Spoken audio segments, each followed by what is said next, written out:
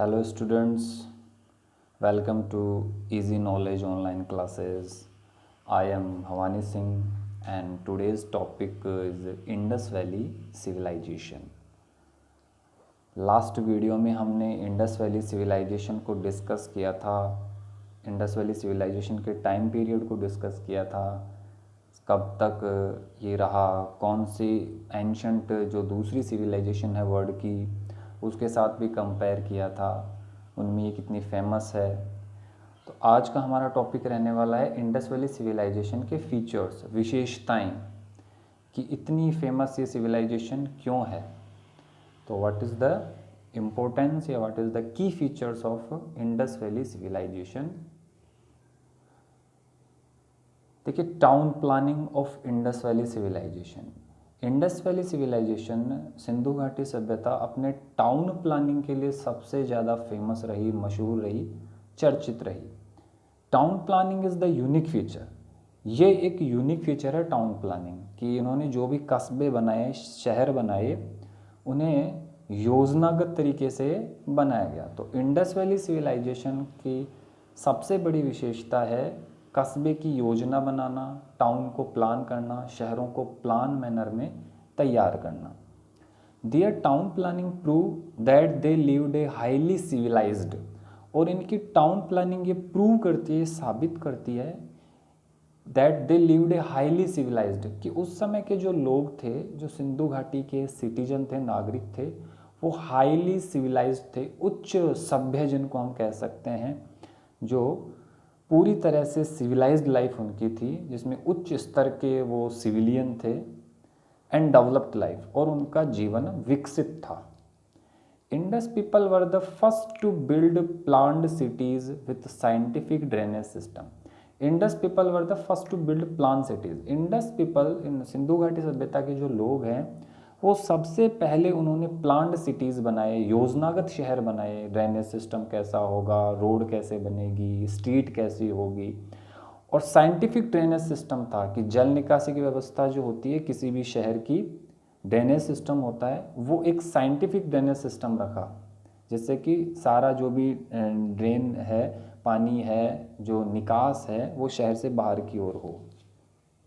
The Indus cities were built on a uniform plan. और एक सार्वभौम plan पर, uniform plan पर ये इंडस वैली के जो शहर हैं बनाए गए, जिसमें सभी बातों का ध्यान रखा गया। एक शहर को आइडियल बनाने के लिए, एक टाउन को आइडियल बनाने के लिए जो बातें ध्यान में रखी जाती हैं, उन सब का ध्यान इसमें रखा गया।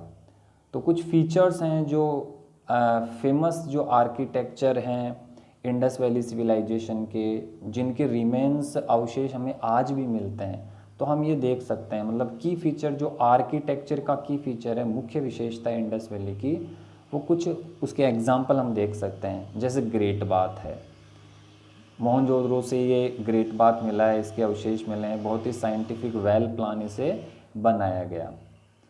नेक्स्ट, स्ट्रीट एंड वॉल्स उनकी इस तरह से बनाई गई, जो उनकी आर्किटेक्चर में जो स्किल थी उसको दिखाती है। या हड़प्पा की जो ग्रेनरी है, हड़प्पा से ग्रेनरी, अनाज संरक्षित रखने के लिए, अनाज का भंडारण करने के लिए, जो एक्सेस अनाज ग्रेन्स होता था, फूड ग्रेन्स, उसको इकट्ठा करने के लिए ग्रेनरीज बनाई गई थी। तो ये वेल प्लान बनाई गई, पब्लिक वेल बनाए गए उस समय के हड़प्पा के।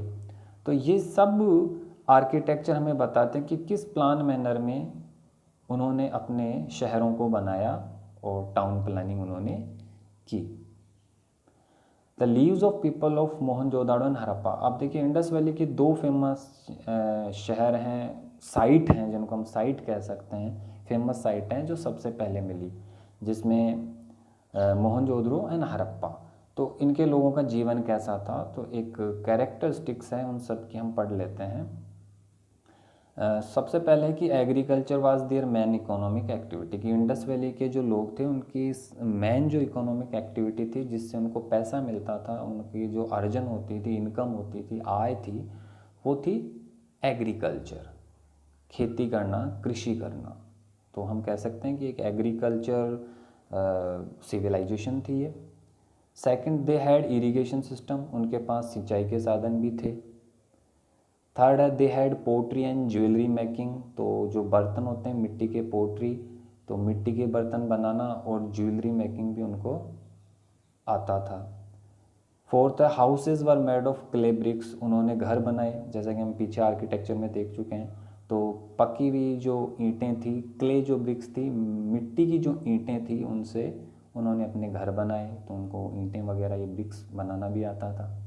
There leaders were priest king, उनके जो लीडर्स थे वो या तो पृष्ठ थे या किंग थे, मतलब या तो पंडित पुजारी, पृष्ठ होते हैं पादरी, पंडित पुजारी, इस तरह के लोग, या फिर राजा उनके लीडर्स होते थे। Their religion was animism and polytheism, अब देखिए उस समय भी धर्म स्टार्ट हो गया था, लोग की धर्म में आस्था थी। तो किस तरह के धार्मिक लोग थे, तो एनिमिज्म वो प्रकृति के पूजक थे कि जो भी नेचुरल चीज़ें थी उनकी पूजा करते थे, जैसे हम आगे ऋग्वेदिक काल में वो देखते हैं, हम भी प्राचीन समय से प्रकृति की पूजा करते आ रहे हैं। तो उसी तरह से सैंधव सभ्यता के जो लोग हैं, इंडस वैली के जो सिविलियन हैं, वो प्रकृति पूजक थे, और पॉलीथेइज्म बहुदेववाद में उनका विश्वास था। बहुदेववाद, पॉलीथेइज्म बहुदेववाद, बहुत सारे देवताओं को मानते थे वो। दे वर्शिप मैनी गॉड्स, बहुत सारे भगवान की पूजा करते थे। सम ऑफ विच वर एनिमल्स, कुछ तो उनमें से एनिमल्स भी थे, जैसे आज भी हम एनिमल्स को उसी तरह से देखते हैं, तो उस समय भी इंडस वैली के लोग एनिमल्स की पूजा करते थे। Like they were reward bull, जैसे कि बुल हो गया, तो इस तरह से एनिमल्स की भी वो पूजा करते हैं। अचीवमेंट्स हम देखेंगे कि इंडस वैली के जो लोग हैं उनका अचीवमेंट, उपलब्धियां, तो राइटिंग स्किल्स की बात करते हैं कि राइटिंग स्किल्स उन्होंने डेवलप कर ली थी। The people of the Indus Valley civilisation also develop a writing system, तो उन्होंने एक राइटिंग सिस्टम डेवलप कर लिया था जो was used for several 100 year, जो कई सालों तक, सैकड़ों सालों तक चलता रहा। वैसे इनकी राइटिंग स्किल्स थी पिक्टोग्राफ, जिसे हम कहते हैं चित्रात्मक लिपि, कि चित्र बना करके, इनकी जो स्क्रिप्ट थी उसमें लिखा नहीं जाता था, चित्र बनाए जाते थे, पिक्चर बनाए जाते थे, और वो एक सिंबल की तरह यूज़ किए जाते थे। तो पिक्टोग्राफिक इनकी स्क्रिप्ट थी, चित्रात्मक लिपि का इन्होंने प्रयोग किया। गवर्नमेंट की बात करते हैं तो was no single ruler but several, Mohenjodaro had a separate ruler, Harappa another and so forth. There was no single ruler, देखिए इनका कोई सिंगल रूलर नहीं था, लेकिन कई जगह देखते हैं मोहनजोदाड़ो में सेपरेट रूलर मिल जाता है, हड़प्पा में, इसी तरह से दूसरी जगह पर भी, तो सिंगल रूलर कहीं भी नहीं मिलता है। Harappa society had no ruler, everybody enjoyed equal status, तो हड़प्पा की जो सोसाइटी है उसमें कोई भी रूलर नहीं है, एंजॉयड इक्वल स्टेटस, सब लोग अपना इक्वल स्टेटस एंजॉय करते हैं, मतलब सबका समान दर्जा है समाज में, उनका कोई रूलर नहीं, उनका कोई शासक या राजा नहीं है।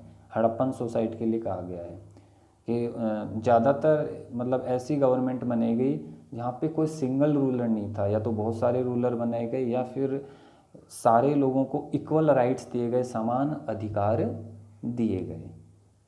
अचीवमेंट्स की बात करते हैं साइंस एंड टेक्नोलॉजी में, तो the people of the Indus civilisation achieve great accuracy in measuring length, mass and time, तो जो इंडस वैली के जो लोग हैं सिविलाइजेशन के, उन्होंने बहुत ही अच्छी एक्यूरेसी बनाई थी, जैसे कि लेंथ को मेज़र करने की, लंबाई को मापने की, उन्होंने एक ग्रेट एक्यूरेसी बना ली थी।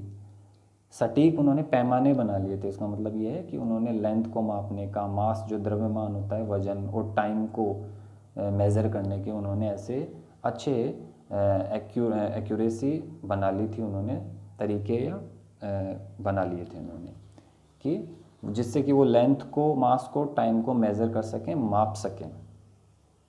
दे were among the first to develop a system of uniform weights and measures, और सबसे पहले इन्होंने डेवलप किया था यूनिफॉर्म वेट और मेजर्स, कि जो मापने की इकाई होती है चीज़ों को, जो हम अभी भी फीट और मीटर में लेंथ जो हम मेज़र करते हैं, और वेट जो वज़न होता है, तो इनके लिए उन्होंने यूनिफॉर्म एक सिस्टम बना लिया था। मतलब जितने भी शहर थे हड़प्पन या इंडस वैली की जितने भी साइट्स थी, उन लगभग जगह ये वेट, उसी तरह से उस वेट का मेज़रमेंट किया जाता था, मतलब सब जगह एक समान वेट के मेज़रमेंट थे।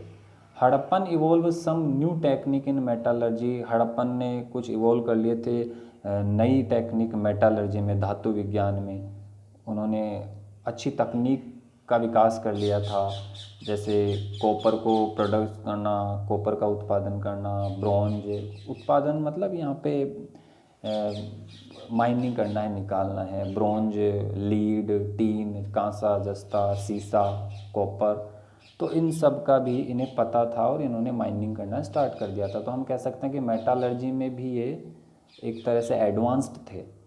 The engineering skill of the Harappan was remarkable, engineering skill भी इनकी रिमार्केबल है, देखने लायक है, स्पेशली इन बिल्डिंग डॉक्स, जैसे कि इन्होंने डॉक्स बनाए हैं, जो बंदरगाह बनाए हैं इन्होंने।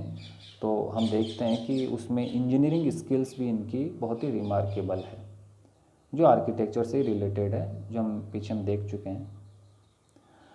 अब हम बात करते हैं कि इतनी अच्छी सिविलाइजेशन, इतनी एडवांस्ड टेक्नोलॉजी में एडवांस्ड, इतनी वेल डेवलप्ड, इतने अच्छा आर्किटेक्चर स्टाइल, इतनी अच्छा इनका एक सामाजिक जीवन, तो ये सिविलाइजेशन किस तरह से फिर लुप्त हो गई या इसका डिक्लाइन, पतन हो गया?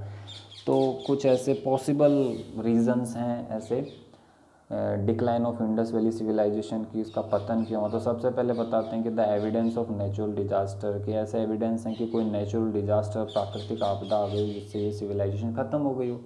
The most common health theory use to explain the decline of Harappan culture is that climatic change led to long term drought.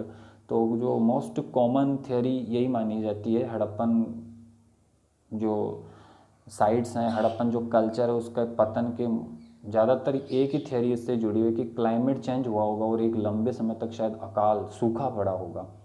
This environmental disaster couple with repeated floods that devastated the arable land. और ऐसे जो environmental disasters हैं, जैसे प्राकृतिक आपदाएं हैं, तो वो रिपीट भी होती गई होगी, जैसे बाढ़ आना, कि कई बार बाढ़ आई होगी, जिससे कि अरेबल लैंड होता है कृषि योग्य जो ज़मीनें थी उनकी, तो उस बाढ़ से वो हर साल ख़राब होती गई। तो इस तरह से ये इसका पतन हो गया सिविलाइजेशन का, लोग छोड़ करके चले गए। Next, the possibility of an ancient tsunami, ऐसी पॉसिबिलिटी भी है कि कोई प्राचीन समय में इतनी बड़ी सुनामी आई हो जिससे कि ये साइट्स पूरी तरह से तबाह हो गई हो, डिवेस्टेट हो गई हो, बर्बाद हो गई हो।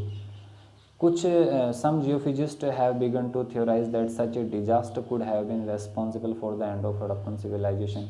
कुछ ऐसे जियोफिजिस्ट हैं, भूविज्ञानी, उनका मानना है, उनकी एक थियरी है, उन्होंने शुरू की कि ऐसे कोई डिजास्टर इसके लिए रेस्पॉन्सिबल हो सकते हैं हड़प्पन सिविलाइजेशन के लिए। This theory is based upon the premise that a massive wave could have reached inland. कि अब इनकी एक ऐसी थियरी जिसमें कहते हैं कि एक बहुत बड़ी समुद्र की धारा, जिसे हम कह सकते हैं, वो इनलैंड अंदर के इलाकों में घुस गई हो, जैसे कि सुनामी में आप देखते हो ओशन के पास में, मतलब कई किलोमीटर अंदर तक पानी घुस जाता है। Travelling up the Indus and Saraswati river simultaneously, उसी तरह से जो इंडस और सरस्वती नदियाँ हैं वो भी उफान पर हों और आसपास के इलाकों में चली जाए। तो इस तरह से या तो कोई सुनामी हो या फिर इंडस और सरस्वती नदी है, उसने आसपास के इलाकों को पूरी तरह से डिवेस्टेट कर दिया, तबाह कर दिया हो। या फिर नेक्स्ट एक डिक्लाइन का जो कारण बताते हैं कि Saraswati river runs dry, Saraswati नदी सूख गई हो, जैसा कि हिस्टोरिकल कुछ एविडेंस भी मिलते हैं कि सरस्वती नदी पहले ऊपर बहती थी, फिर वो अंडरग्राउंड बहने लगी, तो हो सकता है सरस्वती नदी उस समय सूख गई हो। The geological record does show that the Saraswati river one of the man arteries of trade for the Harappan, की मैन एक जो सरस्वती नदी उस समय ट्रेड, व्यापार के लिए एक महत्वपूर्ण साधन थी।